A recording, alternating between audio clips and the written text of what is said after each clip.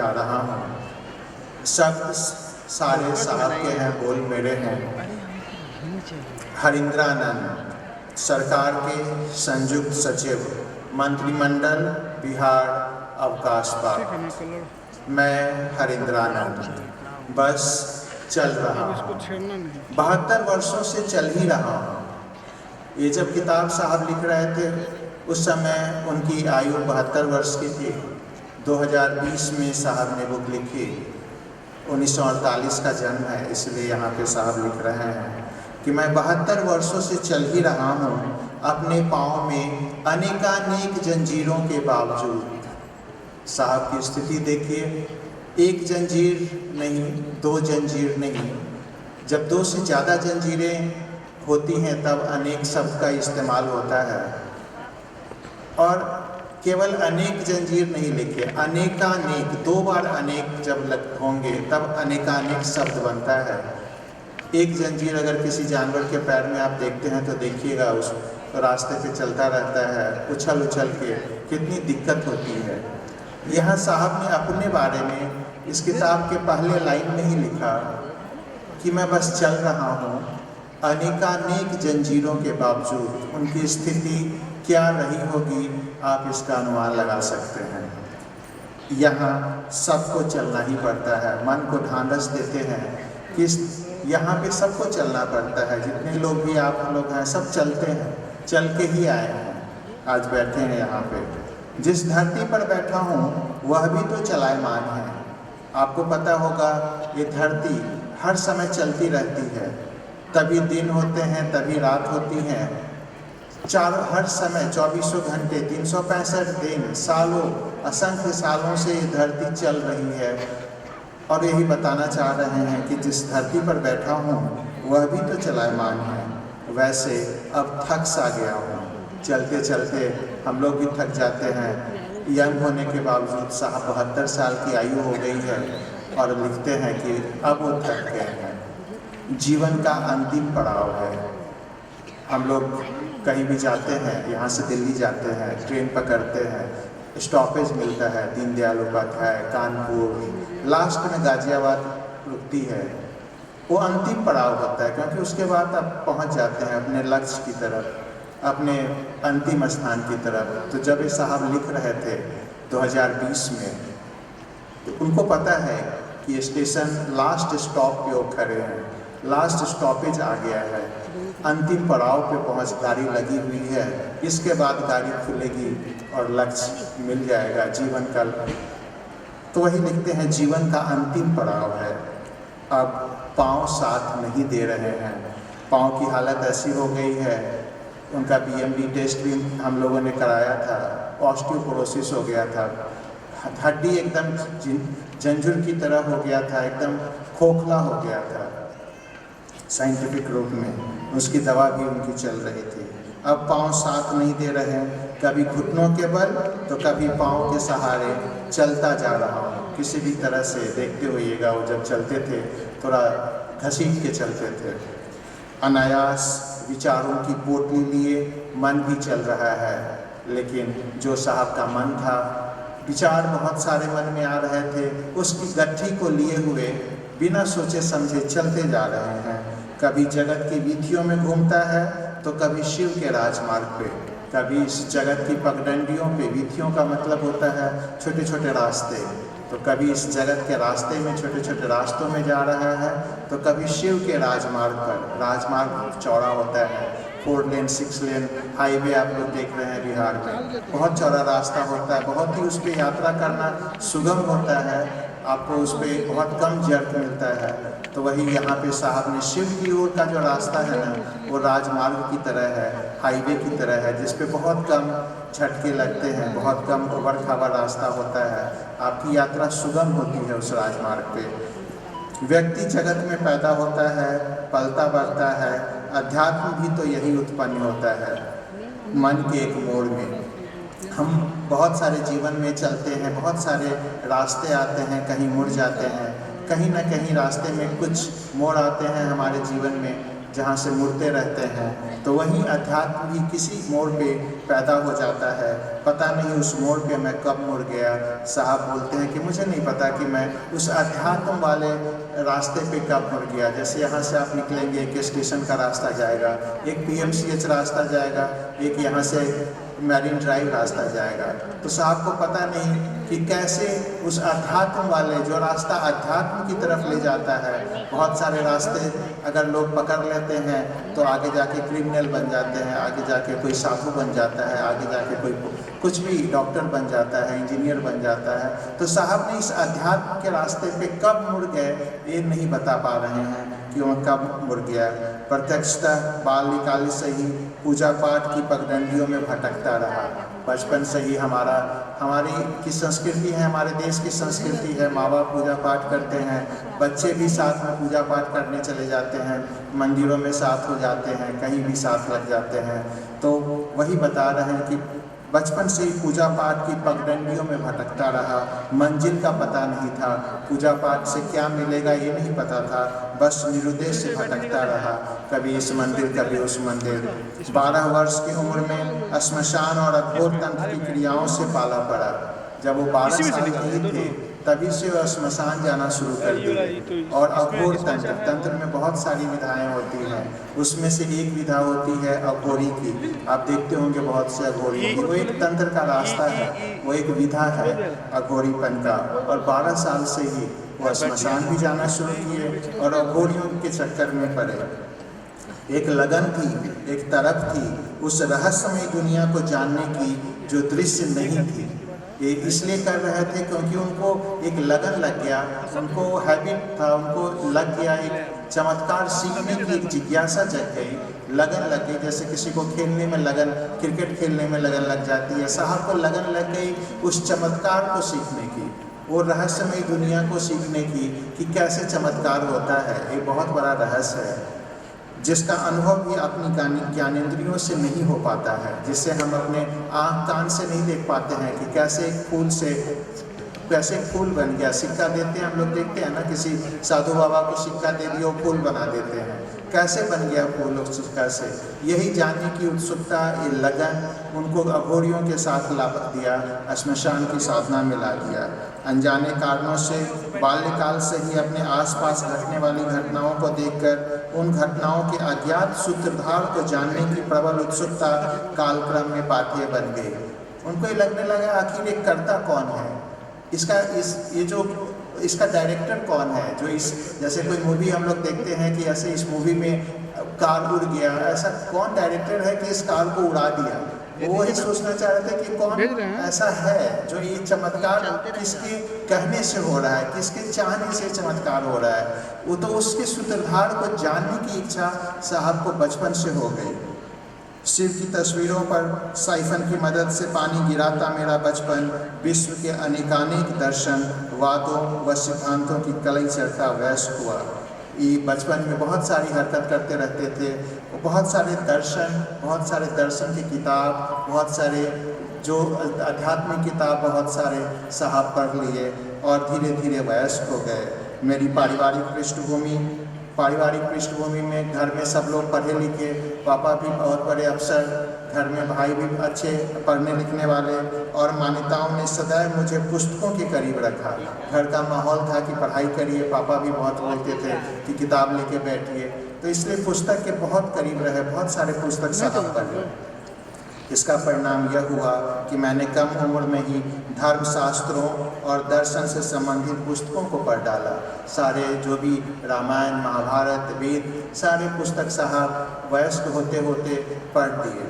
वैसे मेरे जीवन पर पुस्तकों का जितना प्रभाव पड़ा, उससे कहीं अधिक प्रभाव रहस्यों की तलाश और उनकी ओर अनजाने आकर्षण ने डाला। चमत्कार सीखने का जो एक आकर्षण था, वो प्रभाव साहब को ज़्यादा मिला, उसका प्रभाव ज़्यादा साहब को मिला। पुस्तकों का ज़्यादा प्रभाव नहीं पड़ा, पुस्तकें में बहुत सारी बातें लिखी थी, लेकिन उससे साहब प्रभावित नहीं हुए। तंत्र, मंत्र और श्मशान के प्रति रुझान ने मुझे तांत्रिकों, औघरों और शरीरी गुरुओं के साथ ला खड़ा कर दिया। तंत्र मंत्र के साथ और श्मशान जाना उन्हें बहुत पसंद था। इसके कारण वे बहुत सारे तांत्रिकों के साथ गए, औघरों के साथ रहे, और घुमक्कड़ साधु जो आते हैं, घर घर साधु भटकते रहते हैं, उनके साथ साहब अपना समय बिताए। फिर लिखते हैं, अपनी सीमा में उपलब्ध घुमक्कड़ साधुओं ढोंगी तांत्रिकों के महाजाल में उलझता गया। ये जो साधु सब थे ये साहब को उलझा देते थे।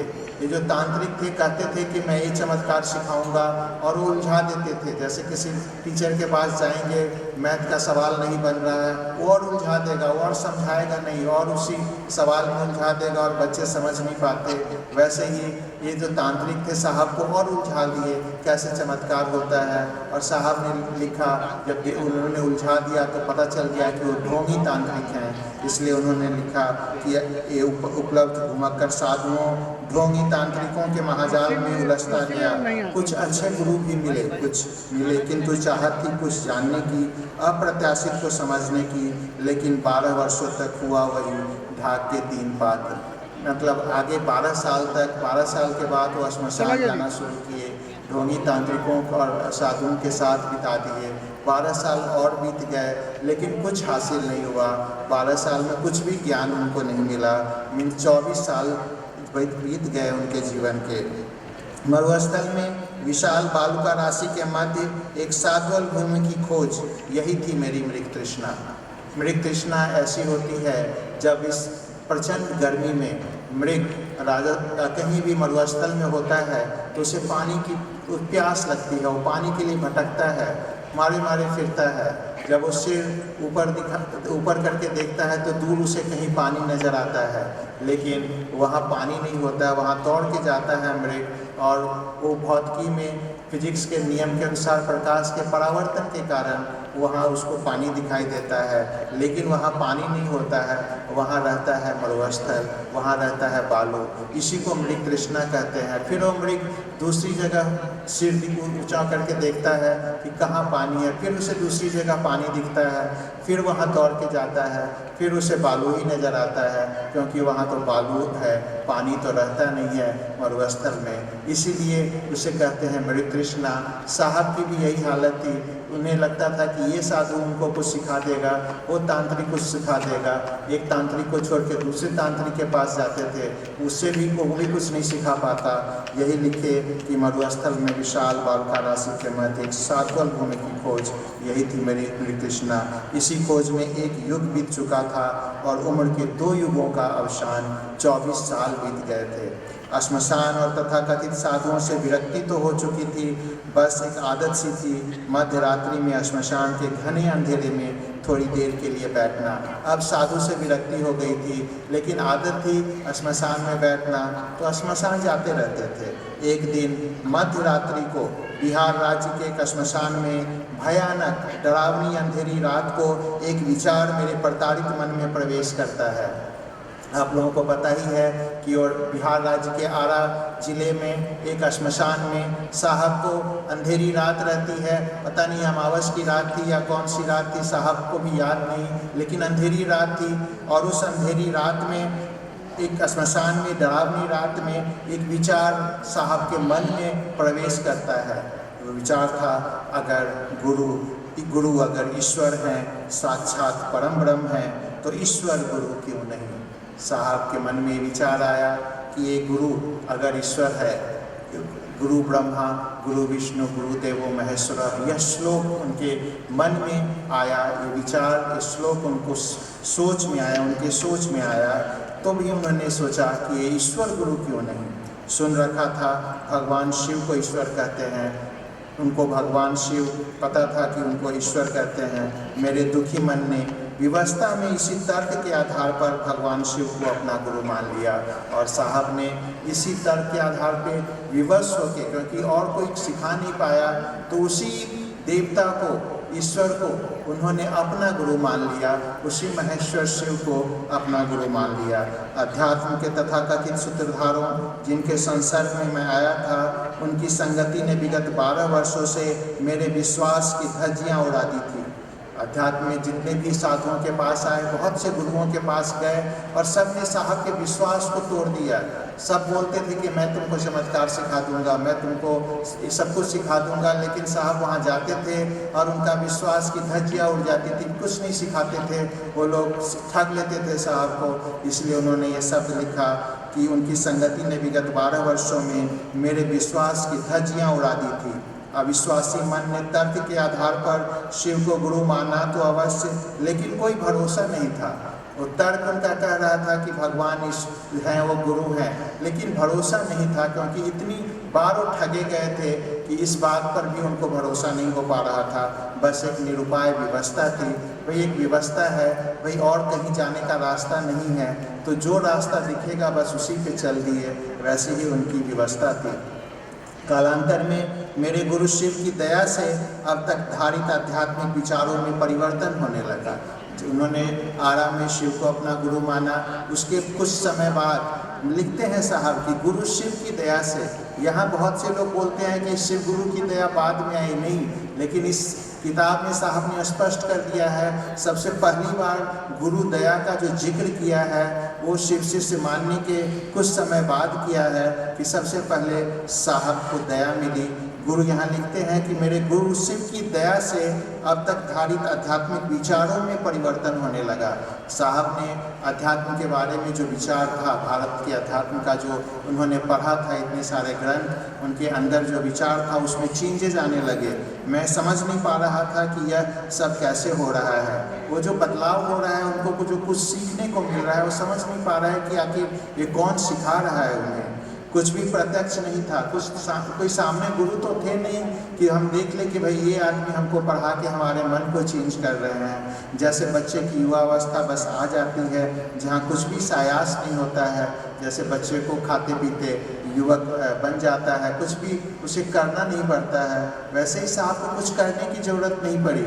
सब कुछ अपने आप उनके आध्यात्मिक विचारों में खुद ब खुद परिवर्तन होने लगा। उन्हें एक समझ आने लगी महादेव गुरु के बारे में। घटनाओं का ऐसा क्रम चला कि भगवान शिव मुझे अच्छे लगने लगे। मैं बिहार प्रशासनिक सेवा का अधिकारी हो चुका था। बीपीएससी का कंपटीशन साहब ने पास कर लिया था। मन संशय के बादलों से आच्छादित था, किंतु अक्सर प्रकाश की किरणों के साथ बिजली भी क्रौंच जाती है। संशय लेकिन बरकरार था, बादल में भी संशय कि कहाँ संशय अभी भी शिव गुरु पे था। शिव अच्छे लगने तो लगे थे, लेकिन संशय अभी बरकरार था। लेकिन बिजली क्रौंच जाती थी। एक बार बिजली क्रौंची तो मंत्र आ गया, दूसरी बार जो कहते हो करने के लिए कहो, तो वैसे ही बिजली कड़कती गई। और साहब के पास ये जो दया है, ये जो मंत्र है, वो बिजली के बीच से, बादलों के बीच से आता गया। वही लिखते हैं, मन संशय के बादलों से आच्छादित था, किंतु अक्सर प्रकाश की किरणों के साथ बिजली भी क्रौंच जाती थी। 5 वर्षों के अंतराल के उपरांत संशय समाप्त हो चुका था। 5 वर्ष के बाद साहब को कोई संशय नहीं रहा महादेव गुरु के बारे में। मन यथार्थ में शिव को गुरु स्वीकार कर चुका था। अब उनका मन सही में शिव को अपना गुरु मान लिया। मैं संपर्क में आए लोगों को नमः शिवाय करने को कहता था, पर शिव को गुरु मानने के लिए नहीं कहते थे। तो सबको ये बताते थे कि नमः शिवाय करिए, क्योंकि वैसा उनको बताया नहीं गया था। सबको यही बताते थे नमः शिवाय करिए। आया सन 1980 का दशक। शिव से बिना किसी प्रयास के प्राप्त लौकिक पारलौकिक उपलब्धियाँ मन में शिव के प्रति आवेश उत्पन्न करती जा रही थी। साहब ने कुछ प्रयास अब नहीं कर रहे थे, अपने आप एक आवेश शिव गुरु के प्रति होता जा रहा था, उत्पन्न होता जा रहा था उनके दिमाग के अंदर। हालांकि बचपन से ही मेरी लौकिक चाहत छोटी ही रही है, आवेश भावावेश में बदल चुका था। जैसे सब चार्ज हो रहे थे, लेकिन वो चार्ज होने के बाद वो भाव में भी परिणत हो रहा था। वो आवेश अब शिव गुरु के भाव में परिणत हो रहा था। मैंने सानिध्य में आए व्यक्तियों से स्वतः शिव को अपना गुरु बनाने का अनुरोध करना प्रारंभ किया। जब आवेश भावावेश में बदला तो उन्होंने लोगों को शिव को अपना गुरु मानने के लिए अपने आप साहब बोलना शुरू किए। 1980 के बाद से मैं समझ चुका था कि शिव को अपना गुरु बनाने की दिशा में मात्र मन ही साधन है, क्योंकि साहब को ये समझ आ गई थी कि अगर शिव को गुरु मानना है तो केवल मन से आप महादेव को गुरु बना सकते हैं, इसमें शरीर का कोई साधन नहीं है। इसी में लिखते हैं कि व्यक्ति के मन में शिव को अपना गुरु मानने का संकल्प यदि लंबे समय तक स्थिर रहता है तो किसी बाह्य साधन की कोई आवश्यकता नहीं है। अगर आपके मन के अंदर आप समझ गए कि आप महादेव मेरे गुरु हैं, तो आपको कुछ भी चर्चा, नमः शिवाय और दया मांगने की जरूरत नहीं है। कुछ भी, बस आपका मन समझ गया लंबे समय तक, 20 साल 30 साल तक अगर आप समझ गए कि महादेव मेरे गुरु हैं, आपको कुछ करने की जरूरत नहीं है। मन में इसी संकल्प को एक ठहराव देने के निमित्त प्रकारांतर में 3 सूत्र मेरे द्वारा निरूपित हुए। ये आपके मन के अंदर ये ठहर जाए, आपका मन ठहर जाए कि शिव आपके गुरु हैं, ये ठहरा रहे, इसी के लिए बाद में साहब ने 3 सूत्र दिए, आप लोगों को सबको दिए, और ये 3 सूत्र आपको पता ही है। तीनों सूत्रों के आविर्भाव एवं एकीकरण में मेरे गुरु शिव की मात्र दया रही है।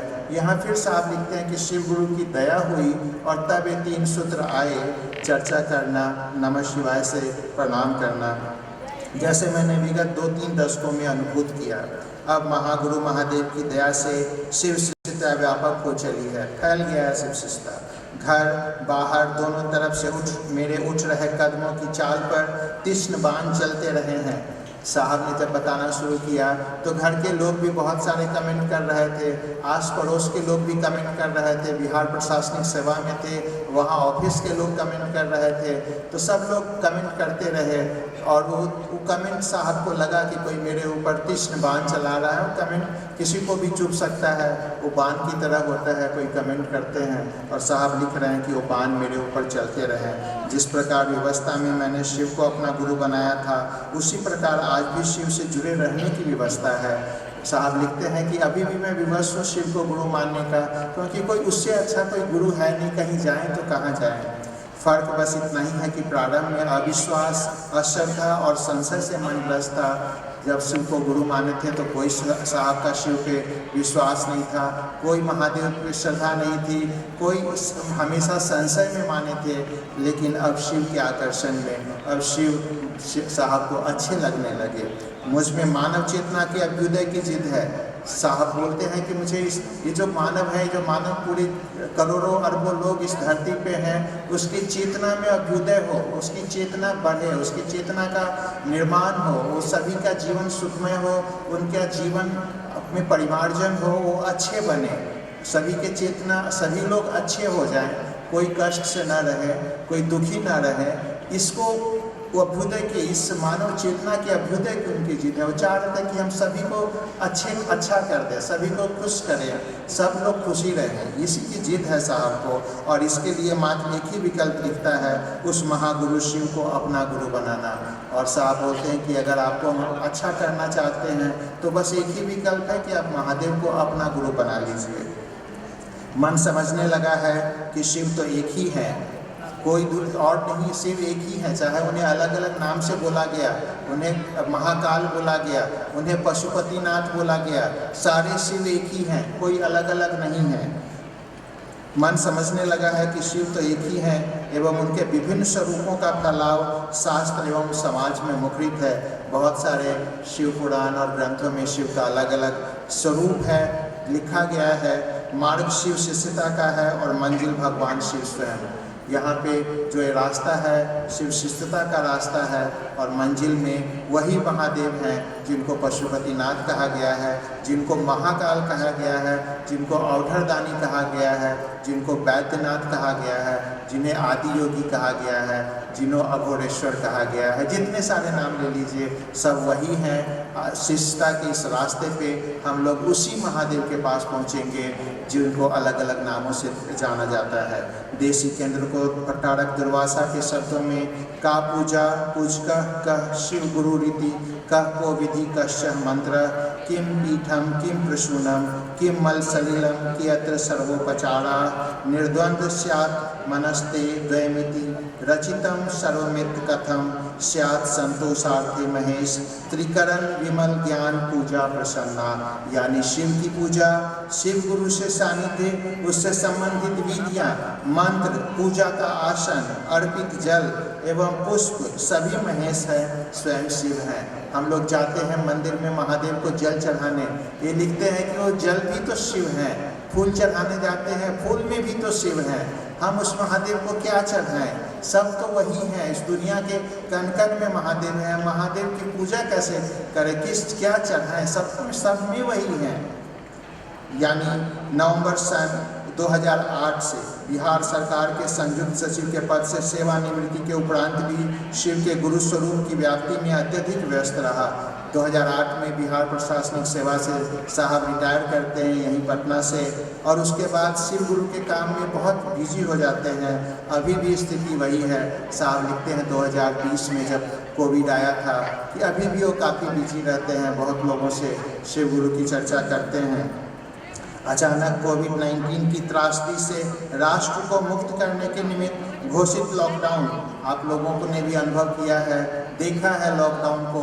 जब हमारे सरकार का आदेश था कि लॉकडाउन हो गया है, किसी को बाहर नहीं निकलना है, तो उस समय साहब लिखते हैं कि अचानक कोविड-19 का वो पैंडेमिक आया और उस जो त्रासदी राष्ट्र के सामने आई, तो सरकार की ओर से जो घोषित लॉकडाउन था के आह्वान पर मैंने वर्तमान प्रवास में, यहाँ पे रांची में साहब उपवन में रहते थे, उसको प्रवास बोला है, आवास नहीं, और वर्तमान बोला है, मतलब उससे पहले भी वो प्रवास में थे, वर्तमान में भी प्रवास में है। तो रांची उपवन उनका आवास साहब नहीं लिखते हैं। मैं स्वतः अपने को कैद कर लिया, स्वतः अपने आप, सरकार का आदेश हुआ, उन्होंने अपने आप को कैद कर लिया, किसी को बाहर और अंदर जाने के लिए नहीं बोला। जो घर के लोग थे, मैं भी संयोग से वहाँ गया था, मैं भी साहब के साथ वहाँ कैद हो गया। साहब के साथ जीवन की बाह्य हलचल समाप्त हो गई, कोई बाहर नहीं जाता था, कोई अंदर से बाहर नहीं, बाहर से कोई अंदर नहीं जाता था। हम लोग जो घर में खाना पीना रहता था, बनता था, खाते थे, साहब भी अंदर ही बैठते थे, कहीं बाहर नहीं जाते थे, हम लोग अपना बात करते रहते थे। और उसी के प्रतिफल के रूप में यह पुस्तक आपके सामने है। उसी समय साहब बोले कि चलिए पुस्तक लिखते हैं, और हम सब लोगों ने उनका सहयोग किया। उसमें पुस्तक लिखना साहब ने शुरू किया, और हम लोगों ने देखा साहब को पुस्तक लिखते हुए अपने आँखों से। ऐतिहासिक तथ्यों के संकलन के साथ भगवान शिव एवं उनकी शिष्यता के विचारों को इस पुस्तक में समेटने का छोटा सा प्रयास किया है। इन आलेखों का लेखन सरकारी व्यस्तता और शिव गुरु कार्य की अनवरत चेष्टा के कारण दूर था, क्योंकि सरकारी अफसर थे, उतना टाइम नहीं मिल पाता था कि वो किताब लिख पाए। लगभग 3 दशकों में लिखे जाने के कारण आंशिक समरूपता मिल सकती है। वैसे भी शिव तो कण कण में हैं, उनकी समरूपता सर्वसहज है, ठीक उसी तरह से उनका संदर्भ भी हर जगह समरूप होगा। इस किताब में भी साहब ने जो ग्रंथ में चीज़ें लिखी हैं, बहुत सारी इसमें भी समानता है, आप अगर पढ़ेंगे तो आपको लगेगा। पुस्तक में प्राप्त त्रुटियों के लिए मैं क्षमा प्रार्थी हूँ, और आपके सुझावों का सदैव आकांक्षी भी। जीवन में गुजरे लम्हों का संगीत मधुर है। साहब ने जो जीवन बिताया उसमें एक अलग सी मिठास उनके जीवन में है। शरीर अब अवश्य शिथिल हो रहा है, शरीर अब कमज़ोर हो रहा है, 72 साल की आयु ऐसा उस समय लिख रहे हैं, पर मन गुजरे वर्षों के प्रतिफल से उत्साहित है। लेकिन जो गुजरे वर्ष थे उसमें जो रिजल्ट आया उससे साहब काफ़ी उत्साहित हैं। मैं चला अकेला ही था, पर लोग आते गए। साहब ने अकेले सिंगल पहली बार शिव गुरु के बारे में लोगों को बताना शुरू किया। लोग आते गए, हजारों लोग आए, लाखों लोग आए, और फिर लिखते हैं कारवां बनता गया, और अब करोड़ों लोग शिव गुरु की शिष्यता में आगे बढ़ रहे हैं। मेरी आदत नहीं है कि मैं तालाब के कीचड़ पर ध्यान दूँ। साहब लिखते हैं कि तालाब में कीचड़ होता है, उनकी आदत नहीं है कि कीचड़ पर ध्यान दें। वह आकर्षित भी नहीं करता, कीचड़ आकर्षित साहब को नहीं करता। लुभावने तो कमल लगते हैं, कमल का फूल उस कीचड़ में, वो लुभावने हम लोगों को लगते हैं, साहब को भी लगते हैं। शिव की शिष्यता की बगिया में फूल खिले हुए हैं। यहाँ हम लोग जो बैठे हुए हैं ये सब शिव की शिष्यता है, और उसमें हम लोग फूल की तरह खिले हुए हैं। साहब लिखते हैं किंतु जागतिक षड्यंत्र, आक्रांति, अपमान और अपशब्द के कांटों की चुभन का दर्द भी है। साहब लिखते हैं कि जब वो शिव शिष्यता में आगे चले तो लोगों ने उनके ऊपर षड्यंत्र किया, उन्हें मारने तक की धमकी दी, उन्हें अपमानित किया, उन्हें अपशब्द बोले, गालियाँ दी गई, और इन सारे जो कांटे की तरह साहब को चुभने लगे। शिव की शिष्यता की बगिया में फूल खिले हैं, किंतु जागतिक षड्यंत्र, आक्रांति, अपमान और अपशब्द के कांटों की चुभन का दर्द भी है। और ऐसा नहीं कि जब चुभा 10 साल पहले या 20 साल पहले किसी ने कुछ षड्यंत्र किया, कुछ गालियां दी, कुछ अपमान किया, तो दर्द उस समय हुआ और अब खत्म हो गया। साहब इस पुस्तक को लिखते समय भी लिख रहे हैं कि उन षड्यंत्र और उन कांटों की चुभन का दर्द अभी भी है। शायद अस्तित्व एवं जीवन निर्वाह के निमित्त तुष्टीकरण एवं पलायन का मार्ग कभी कभी शेष रह जाता है। साहब लिखते हैं कि जीवन को बचाने के लिए, जीवन यापन करने के लिए तुष्टीकरण, आप तुष्टीकरण समझ सकते हैं। बहुत से लोग होते हैं कि भाई वो बोल दो तभी आपका जान छोड़ेंगे, तो बोलना पड़ता है। कोई आपको पकड़ लेता है, कभी कोई क्रिमिनल, भाई दे दो, अपना घड़ी दे दो, मोबाइल दे दो, अपनी जान बचाने के लिए दे देना पड़ता है घड़ी और मोबाइल उस क्रिमिनल को, और जान बचा के आप भागते हैं। तो वही हालत साहब की थी, वही साहब यहाँ पे लिखते हैं। वैसे ही फूलों का राजा गुलाब तो कांटों पर ही खिला होता है। आप देखते हैं जो फूलों का राजा गुलाब है, उसके नीचे बहुत सारे कांटे होते हैं गुलाब के पौधों में, लेकिन उसके ऊपर वो खिला रहता है, गुलाब खिला रहता है। फूलों का राजा वहाँ रहता है, नीचे राजा के नीचे कांटे रहते हैं। वैसे ही फूलों का राजा गुलाब तो कांटों पर ही खिला होता है, पर उसके कांटे सदैव फूल के नीचे ही होते हैं। सभी उसके सौंदर्य और सौरभ का आनंद लेते हैं। कांटों को कोई देखता तक नहीं। खुशबू गुलाब के फूल में होती है, कांटों में नहीं। वे तो चुभन पैदा करते हैं। शिव शिष्यता की बगिया में फूलों की सुरभि है, ये शिव शिष्यता है, और यहाँ पे फूल खिले हुए हैं। कांटे भी हैं, लेकिन कोई उसको पूछेगा नहीं। हम लोग सब लोग फूलों को ही देखेंगे, शिव शिष्यों को ही देखेंगे। बहुतेरे शिव शिष्य सन 1980 के दशक से ही बड़ी लगन और तन्मयता से शिव गुरु पथ के अनुगामी हैं। 1980 के दशक से ही बहुत सारे लोग शिव गुरु के पथ पे चल रहे हैं। मैं अवनत हूँ घनेरों शिव शिष्यों के सामने, जिन्होंने वर्षों से शिव गुरु और उनकी शिष्यता को व्यापक करने के निमित्त निरंतर सफल प्रयास किया है। साहब बोलते हैं कि मैं झुका हुआ हूँ उन सारे शिव शिष्यों के सामने जिन्होंने शिव चर्चा को आगे बढ़ाया है। सचमुच वे महान और प्रणम्य हैं। शिव गुरु के पथ पर शिव शिष्याओं के निरंतर योगदान ने मुझे सदैव उनका ऋणी बनाया है। यहाँ पे शिव शिष्याओं के लिए साहब ने अलग एक लाइन लिखा कि आप लोगों शिव शिष्याओं ने जो योगदान दिया है शिव गुरु चर्चा को बढ़ाने का, इसके कारण साहब ऋणी हो गए हैं आप सभी शिव शिष्याओं का, और मैं उनका ऋणी हूँ। और जब किताब लिखा जा रहा था तब तक लिख रहे हैं कि मैं आपके कर्ज को चुका नहीं पाया हूँ, मैं अभी तक ऋणी हूँ आप सभी शिव शिष्याओं का। संकलन एवं लेखन में मेरी पुत्री अनुनीता ने अथक सहयोग दिया है। सहयोगी प्रोफेसर रामेश्वर मंडल, श्री गौतम, श्री राजेश का संकलन, टंकन एवं प्रकाशन में किए गए परिश्रम के प्रति मैं आभारी हूँ। मेरे ज्येष्ठ पुत्र श्री अर्चित आनंद, पुत्रवधू श्रीमती बरखा और जमाता डॉक्टर अमित कुमार ने पुस्तक लेखन एवं पुस्तक मुद्रण के निमित्त सतत मेरा उत्साहवर्धन किया है। मेरी उनके प्रति कृतज्ञता संप्रेषित है। अमली साहब को प्रणाम करते हैं। पुस्तक में प्रस्तुत आलेख बुद्धि जनित प्रतीत होंगे, परंतु शिव सत्ता को तो व्यक्ति के बोधि में जाना होता है। शिव का गुरु होना बुद्धात्मक है, वागात्मक नहीं। ये जो शिव गुरु हैं केवल बोली में नहीं है, ये बोली में नहीं, ये बोध में है कि शिव आपके गुरु हैं। वह गुरु सत्ता बुद्धि जनित विचारों को बोध में रूपांतरित करते हैं। जो अच्छा गुरु होगा वो लिखा तो बहुत कुछ रहता है कि सिगरेट पीना स्वास्थ्य के लिए लाभदायक नहीं है, लेकिन फिर भी लोग खरीदते हैं और पीते हैं क्योंकि उनके बोध में नहीं उतरा है कि यह हानिकारक है। तो शिव गुरु जो है वो बुद्धि जनित विचारों को बोध में रूपांतरित करते हैं। मस्तिष्क में उत्पन्न विचार भाव रूप लेकर हृदय का पक्ष बनते हैं, और यही से प्रारंभ होता है समझ का सृजन, जिसे अध्यात्म में ज्ञान कहा जाता है। ज्ञान इसी को कहते हैं।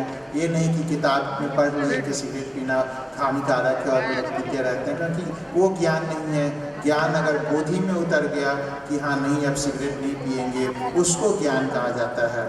शिव स्वयं ज्ञान और विद्या के तीर्थ हैं। विद्या तीर्थम महेश्वरम। मैं नहीं जानता संसार की दिशा दशा शिव के बगैर कैसे होगी। ये संसार कैसे होगा अगर शिव नहीं होंगे, तो संसार कैसे चलेगा, लोग कैसे होंगे।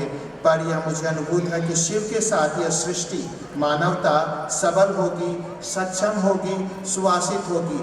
अगर शिव रहेंगे हम लोगों के बीच में तो हम लोग स्ट्रॉन्ग होंगे, हम लोग सुगंधित होंगे, सुवासित होंगे, सक्षम होंगे, कोई भी काम करने में सक्षम होंगे, अपना जॉब करने में सक्षम होंगे। अगर शिव हम लोगों के साथ रहेंगे हमारा जीवन सफल रहेगा, हम अपने जीवन में आगे बढ़ते रहेंगे, हम अपने जीवन को स्ट्रॉन्ग बना सकते हैं। ये साहब लिखते हैं कि ये साहब को अनुभूत हो चुका है। अस्तु, आओ चले शिव की ओर। इसलिए आइए हम सभी लोग शिव की ओर चलें। सभी को मेरा प्रणाम। हरिंद्रानंद।